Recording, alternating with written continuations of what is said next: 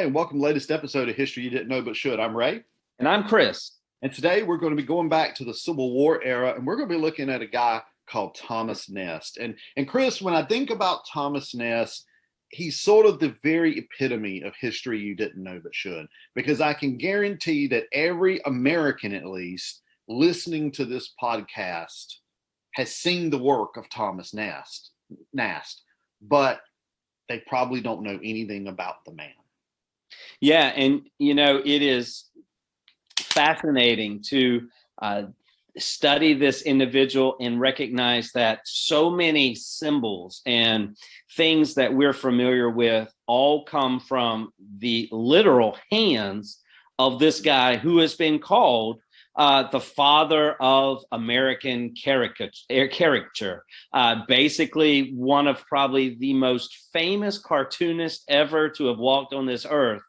That rivals a Charles Schulz or a Walt Disney or anybody like that. And while we might remember Mickey Mouse and Peanuts, we don't remember this guy, and we should. Absolutely, we should. I didn't think about, comparing him to a Schultz or someone like that, but he definitely is maybe more in a political sense, but he's definitely a big cartoonist and a very important cartoonist in American history, in American political history as well. So let's get into this. Chris, you think about this guy who has played such an important role in iconic images in American culture and American politics. But he wasn't even really born in the USA. He was born in Germany in 1840, September 27, 1840. He's born in Germany. He's actually born in a military barrack there in Germany, where his father was, of course, serving there. But he's eventually sent to the United States with his mom. His father follows, and he attends school in New York City. So this is a young guy who is an immigrant into the United States in the mid-19th century. He comes to the United States. He goes to school in the United States, and he grows up, like we said, to get into journalism and to play such an important role in political cartoons.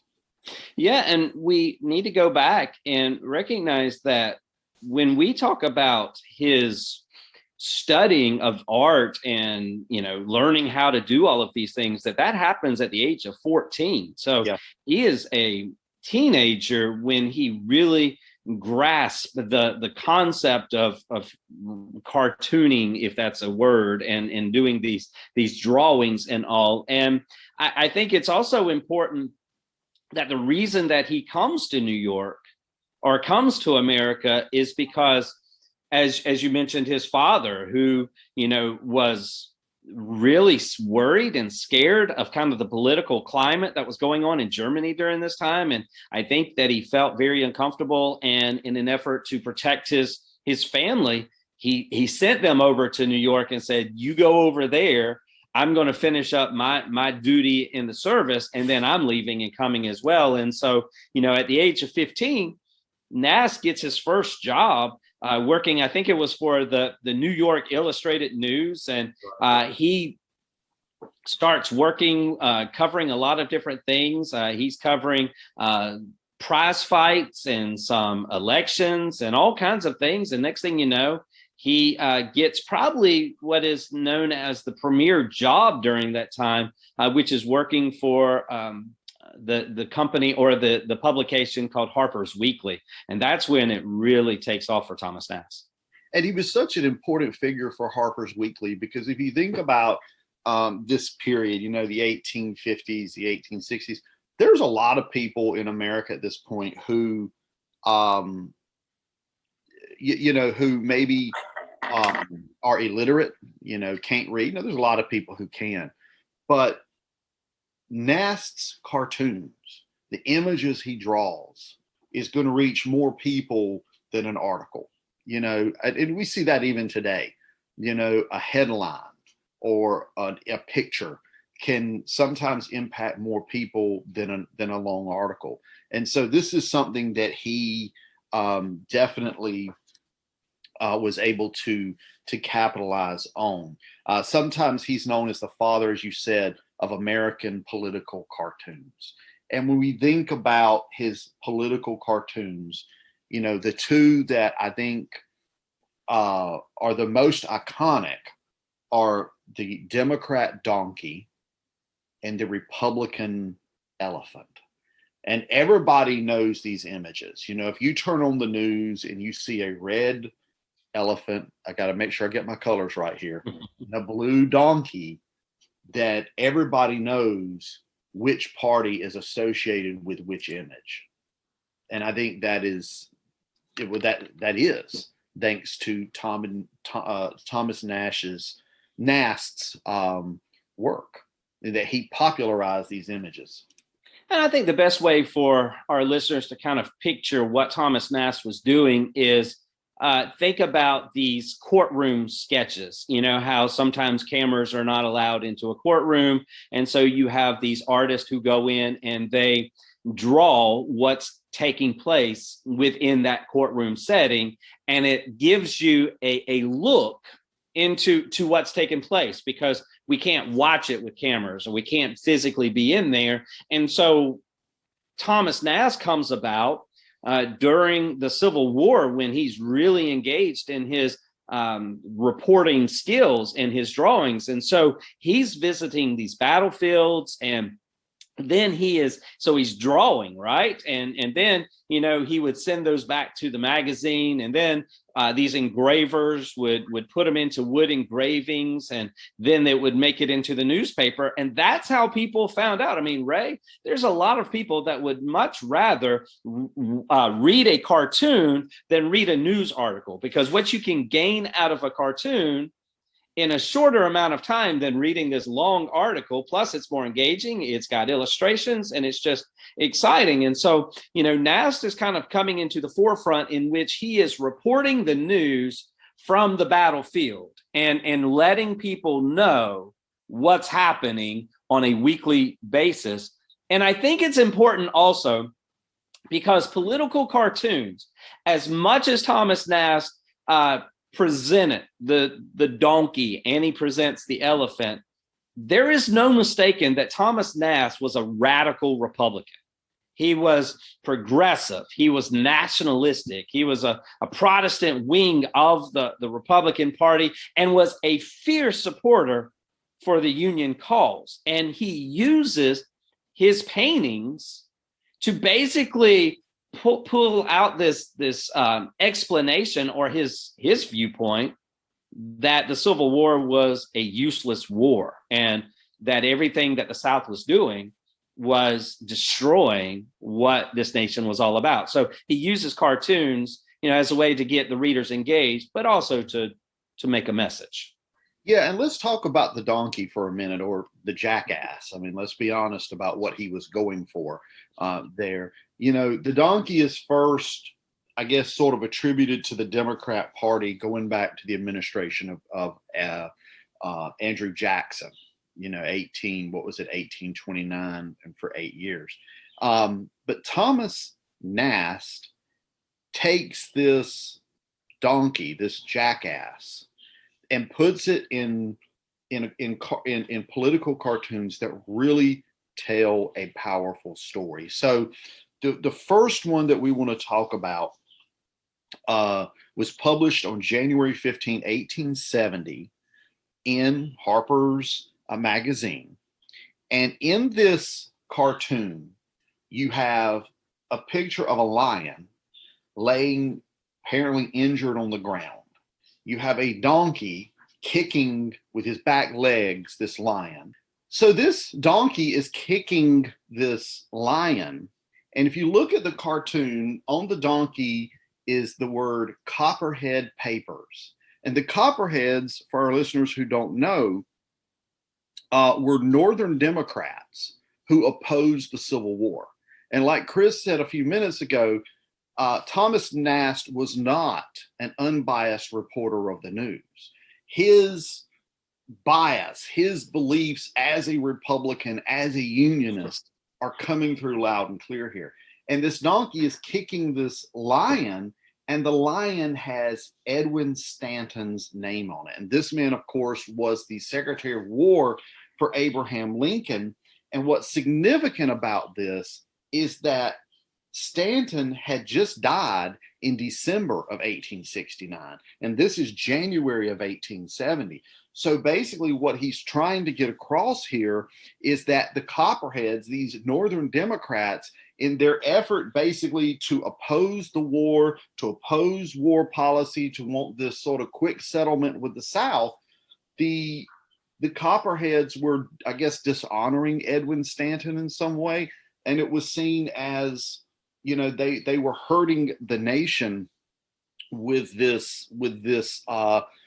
their tactics. So he draws this cartoon to show this jackass hitting this lion and sort of trying to belittle the Democrats and picturing them that way. So, you know, not a flattering cartoon as far as talking about these Northern Democrats, these Copperheads who were opposing Abraham Lincoln and I guess Edwin Stanton as well during the war. And the reality is, Nast cartoons pretty much reelected Lincoln in 1864. And even Lincoln said that Nast was his best recruiting sergeant. I mean, that if it wasn't for Nast, there's a good chance Lincoln doesn't get reelected in Lincoln's mind. Even Grant, when he becomes president in 1868, says, you know, my election came about because of the sword of General Sheridan and the pencil of Thomas Nast. So what Nast is doing as far as drawing cartoons has enormous political ramifications all the way up to the highest elected office in our country. Yeah, and you speak of Ulysses S. Grant as far forward as 1874, when Grant is trying to maybe think about running for a third term as president. The Democrats basically start trying to accuse him of being a dictator, a Caesar type figure. And Thomas Nast comes to Ulysses S. Grant's, President Grant's defense, trying to show the Democratic press as a donkey. He has this donkey dressed up as a lion's skin, and it's not an unbiased cartoon. This is very much a politically motivated cartoon to defend Grant against these accusations of Caesarism, to defend President Grant in his thinking about running for a third term, which he ultimately didn't do anyway. Yeah, and goes beyond the battlefields and to the beyond the White House. And in 1868, I know we're still, you know, but this is during the peak of his career. Thomas Nast is also aware of corruption that's taken place in New York City. And we had these Democrats, these Tammany Hall Democrats, and, you know, I guess, Ray, the best way to describe them would probably be the mob bosses of the 19th century, right? Where, you know, you've got this one guy and nobody knows him by his first name. They only know him by his nickname, Boss Tweed. And, you know, what basically Nast is doing is he's calling out Boss Tweed because he was rigging elections. He was doing these unscrupulous things up there in New York. And you basically have Nast writing these cartoons, or excuse me, drawing these cartoons that depicted Tweed as this sleazy criminal. And it was so bad that Boss Tweed, he dispatched his handlers or his associates or whatever. And Ray, this is what he said. And it goes to the point we mentioned earlier about the power of the cartoon. You know, Boss Tweed, and I quote, he said this, he said, "Stop them damn pictures. I don't care what the papers write about me. My constituents can't read, but damn it, they can see the pictures."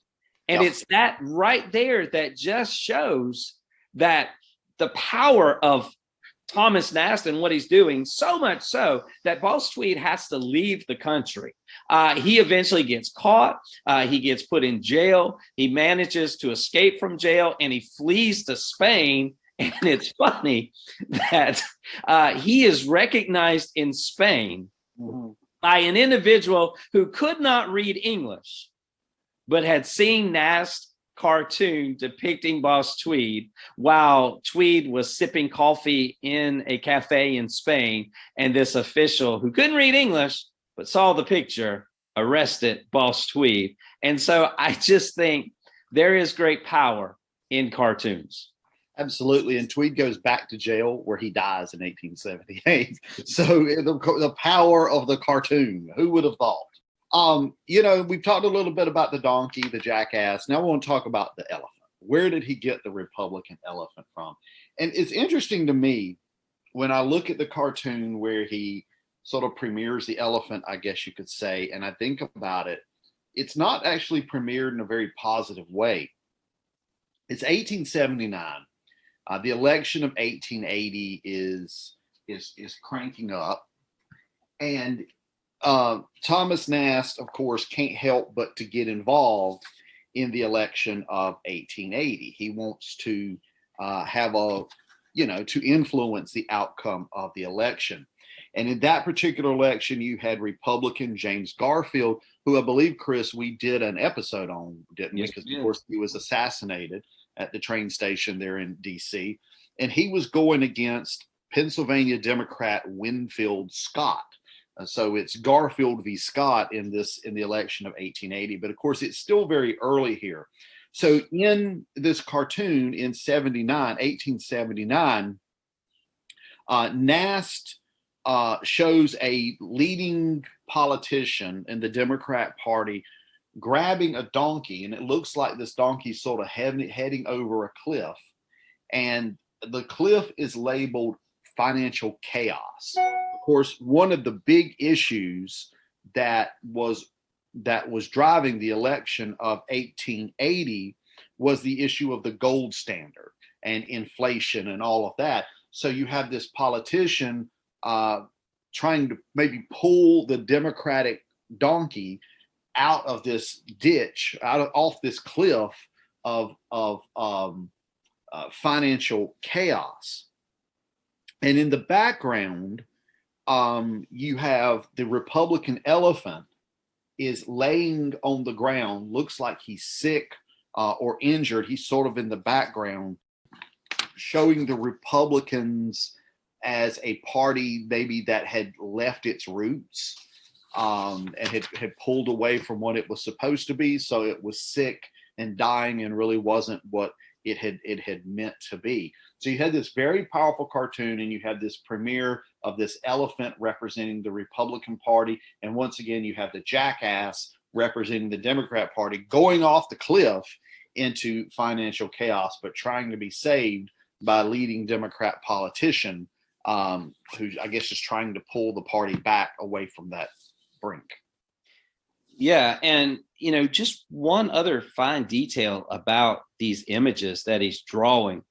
I found it interesting that he would draw these images, say he was on the battlefield or he was observing something, but then he would take them back to, Harper's Weekly. And what you had to do to make sure that they got into the newspaper or the magazine, in the spread is he actually had to redraw the picture onto these small blocks of like wood that would be screwed together. That's kind of the old way of they would put them on the magazine there. But Ray, what I found really fascinating with that is that when he went to redraw them, he would have to redraw them in reverse. I can't draw in general, much less having to do it backwards. That blows me away. The time and the painstaking detail that went into each one that he drew, whether it was the donkey or the elephant, or many people might not know this, but the symbol of America, Uncle Sam, is attributed to Thomas Nast. That drawing that he did. We have heard about the ones about Boss Tweed, but Ray, especially in this time of season, there's one final drawing that many people still know today, even though they might not know it of Thomas Nast, right? Yeah, it's the image of Santa Claus. And we did an episode last week on Santa Claus. And I believe we did mention very briefly anyway, Thomas Nast. But in Harper's Weekly, he sort of takes this image of Santa Claus, this jolly old elf from the 1823 poem A Visit from St. Nicholas, or as we know it, 'Twas the Night Before Christmas. And he sort of takes that image of Santa Claus as this chubby elf-like character, who has the red nose and all of that kind of stuff, and he sort of builds on top of that in his cartoons for Harper's Weekly, presenting Santa Claus. And what I found very interesting, he had between up until 1886, there were 33. He produced 33 different images of Santa Claus. The most prominent one was done in 1881 called Merry Old Santa Claus.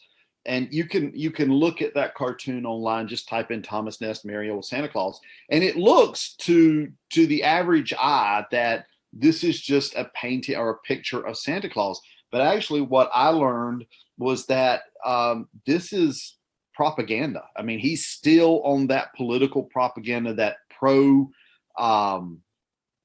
at this particular point, Civil War veteran stance that he is taking. Santa Claus in this merry old Santa Claus image isn't really holding a sack of toys. He's holding an army backpack that was used by military soldiers. He has a dress sword, and he's using has a belt buckle in that image that's represents the army. He even has a pocket watch that shows the time as being 10 till midnight, which was referenced to the United States Senate being on a deadline to give Civil War veterans the wages that they were due. So even in his picture of Santa Claus, which really influenced the image we have of Santa Claus today, even there you see Nast's pro-army, pro-union, pro-veteran, pro-Republican Party stance coming through. And he'll continue, because he will champion full civil rights for the freed African Americans. He will champion Chinese workers in the West, ethnic immigrants and minorities. He will continue to champion civil rights and freedom. And cartoons actually pay off, because there was one young boy who really enjoyed reading or watching, or I guess observing, Thomas Nast drawings, and that little boy grew up and actually became president of the United States. And it was my buddy, Theodore Roosevelt. And when Theodore Roosevelt remembered Nast and remembered his drawings, and ultimately Nast is looking for money, he's looking for somewhere to go, something to do, because the war is over and he really doesn't have, I guess there's not major things to draw anymore. But Theodore appoints him as a counselor, I think, to Ecuador. Yep. And, so he gets a political post based on his drawings that a young boy had followed along. And the unfortunate thing is he doesn't last very long in that post before, I think it was yellow fever, maybe, that he contracted, and like 4 months into his term as the council in Ecuador. Yeah, he does. There's a yellow fever outbreak in Ecuador, which of course is in South America at that time. And he refuses to basically, I guess we could say, quarantine. He refuses to do that. He continues to do his work. He, of course, comes down with yellow fever, and like you said, he dies. His body's taken back to Brooklyn, New York, where he's buried in Woodlawn Cemetery there in New York City in the Bronx. So what do you think we take away from this guy? I think it shows the power of an image. It shows the power of, they say a picture is worth 1,000 words or something to that effect. And I think you definitely, in Thomas Nast, you see the power of an image. And we have that even today. And going back to the Civil War, of course, they had the first actual pictures from the battlefield of all these dead American bodies laying out in the field. You had pictures from wars. You think about the role the media played, video and pictures from Vietnam. You think about the power of a picture, on 9/11, the image of the people jumping out of the World Trade Centers, to the power of a picture, whether it's a cartoon or just a photograph or a video. I think Thomas Nast shows us the power of an image.